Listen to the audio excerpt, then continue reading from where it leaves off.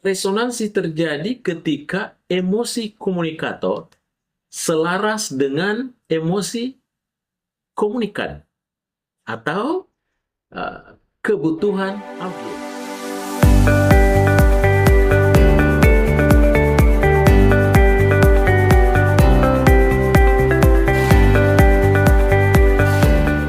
Assalamualaikum warahmatullahi wabarakatuh.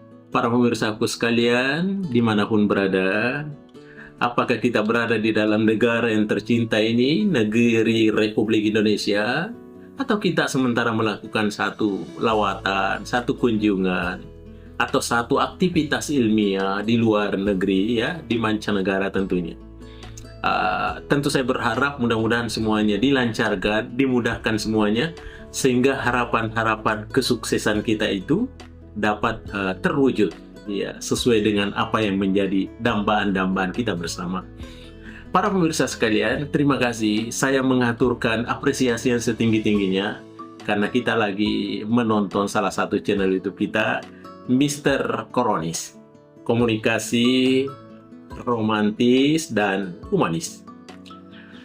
Baik, para pemirsa aku sekalian, tentu saja saya selalu sampaikan bahwa channel YouTube kita ini selalu berbicara tentang fenomena-fenomena komunikasi.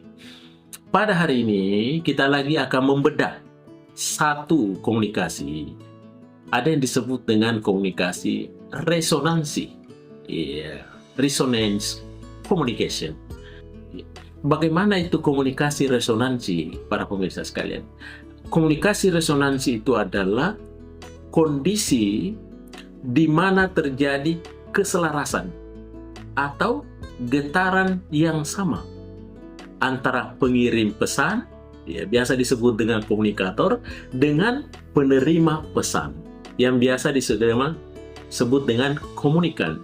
Jadi antara pengirim pesan, komunikator, dan penerima pesan atau komunikan mengalami getaran yang sama, ya, sehingga secara psikologis dan sosiologis, tentu komunikasi resonansi itu melampaui sekadar pertukaran kata.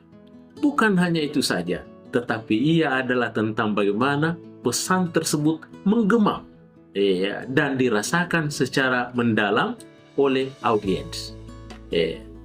Kemudian, para pemirsa sekalian, tentu kita akan mau cari tahu unsur-unsur apa yang dibangun, ya, apa karakteristiknya sehingga digolongkan dalam komunikasi resonansi. Yang pertama, ya, di sini tentunya ada keselarasan emosional. Apa itu keselarasan emosional?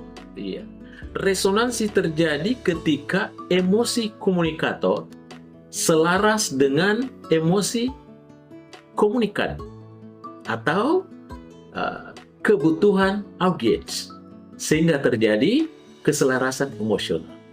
Iya, ada rasa nyambung atau frekuensi yang sama. Iya.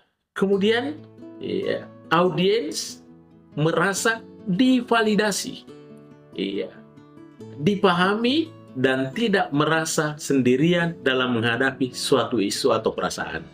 Di sini ada penglibatan daripada audiens akibat karena adanya keselarasan emosional yang disampaikan oleh komunikatornya.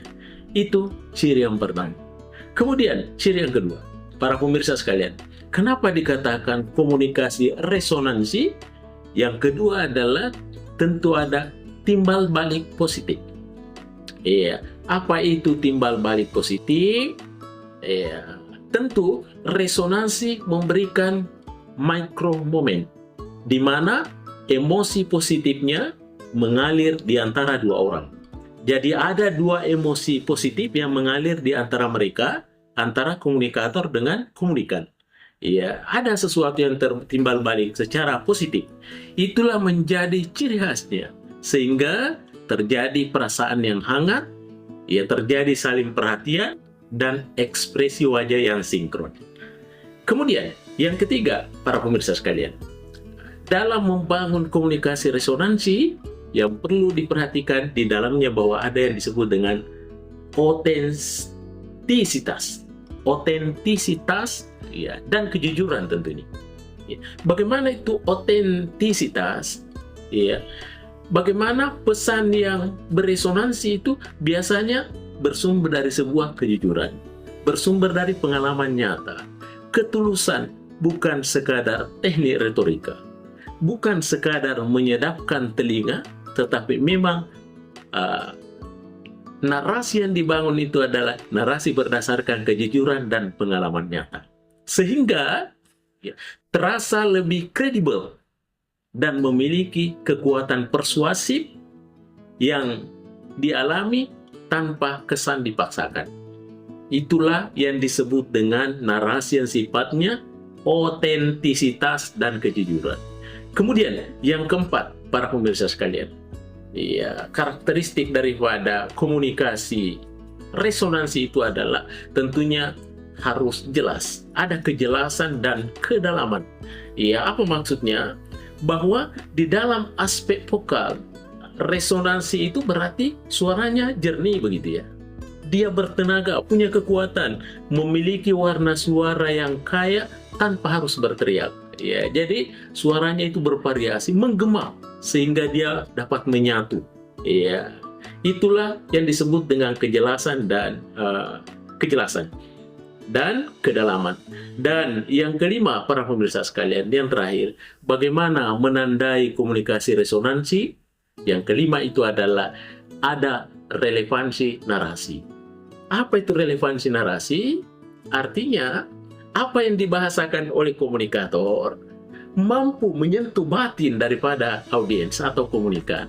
Sehingga dengan demikian, apa yang menjadi audiensnya memiliki nilai-nilai kepercayaan yang semakin kuat, semakin teguh, sehingga audiens itu ya, merasa dilibatkan diri dalam narasi-narasi yang dibangun oleh komunikator, sehingga disinilah ditengarai bahwa terjadi sebuah cerita yang mencerminkan realitas yang dialami audiens.